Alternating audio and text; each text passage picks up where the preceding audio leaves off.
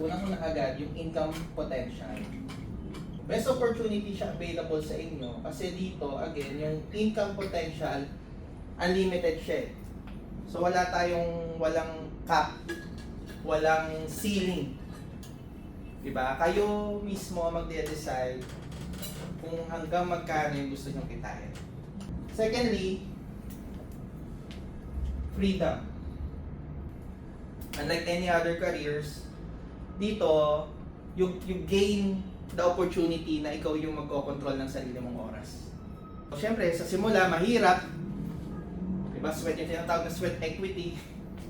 Diba, pag-aaral, ano ka muna, mag-i-invest ka muna ng effort mo, ng time mo, ng learnings, pakikipag-usap sa kliyente, and building your business. But over time, yung sacrifices and yung sweat equity na binibigay mo will give you the flexibility na ikaw na yung may control kung saan, kailan, at paano ka magtatrabaho. Number 3, ito ang pinakamahalaga sa inyo, yung purpose sa generation ninyo. Diba? Kasi yes, it's all about money. Hindi man tayo kikilos kung walang kapalit, di ba? Pero more than that, ito kasi ginagawa natin. May purpose tayo sa ginagawa natin. So ano bang purpose natin? Number 1 purpose natin is protect families. Ibig sabihin, kliyente nyo ako as a breadwinner. Malaking tulong nyo sa akin na if any, kunyari kliyente nyo ako, malaking tulong sa akin na you help me understand na dapat may life insurance ako. Kasi if anything happens to me, kayo magiging substitute breadwinner. Ang trabaho natin is to become a substitute breadwinner. Na ang daming pumunta sa burol, ang binigay lang condolence, may naniningil pa ng utang, gusto namatay sa family. Tayo lang katangi-tanging pupunta sa burol ng kliyente natin na may bibigay tayong cheque. Tayo lang. Tayo lang ang pupunta doon na may bibigay tayong pera. Diba? That's our work. That's yun ang trabaho natin. Okay, kaya wag niyong kapag magkaroon kayo ng ganong klaseng pagtingin sa industry natin. Kasi most of the advisor, minsan maliit yung tingin eh. Agent lang naman yan. Pero di nila nakikita yung impact natin. Number 4 naman, personal growth. Diba? Katulad nga ng sinabi ko sa inyo, whatever you learn here is hindi lang siya applicable dito. Applicable siya sa all parts ng buhay ninyo. Diba may nag-aaway, you may de-escalate using the skills na meron ka dito. Or may gusto kang i-convince, you want a, kasi gusto mo ng additional discount sa kinukuha mong sasakyan. You can use the skill na meron ka dito. Ibig sabihin, whatever you develop here, this is something that will benefit you for life. And next, ito, travel opportunities. This is given. You get to travel 3, 4, or 5 times a year. Diba? For free. At yung travel pa na ibibigay sa inyo, hindi lang yung travel na tinipid. Ang travel nyo dito talagang ipapamper kayo ng company. Papa-experience sa inyo yung experience talaga sa country na yan. Okay? Kasi pwede naman, di ba? Pwede ko namang gastusan. Pwede nyo namang gastusan ng trips nyo eh. Tama ba? Hindi na ako hindi na ako magmamalay. Ako na lang, kaya ko naman mag-travel on my own. Pero may question to you, yung huge chunk ba ng ipon mo magagamit mo pag nag-travel ka on your own?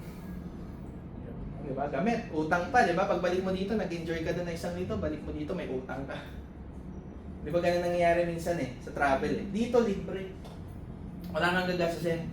Pag nag-travel ka doon, na-enjoy mo na yung country, pagbalik mo dito, wala kang iisipin na kailangan mong bayaran. Kasi libre siya. Okay? Number 6, you get to build your own business.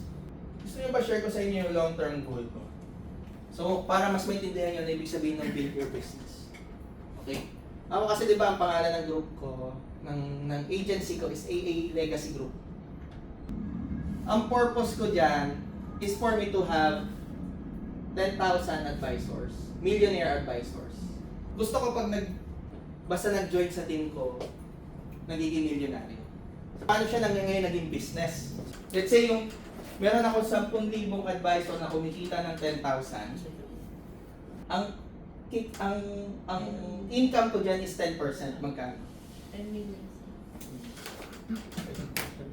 Yan ang income ko per month.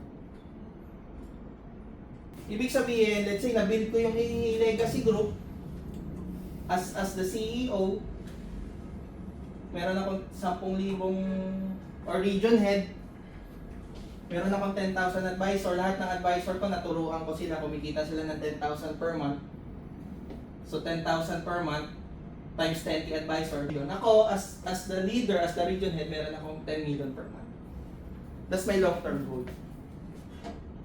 I'm in business of helping these advisors.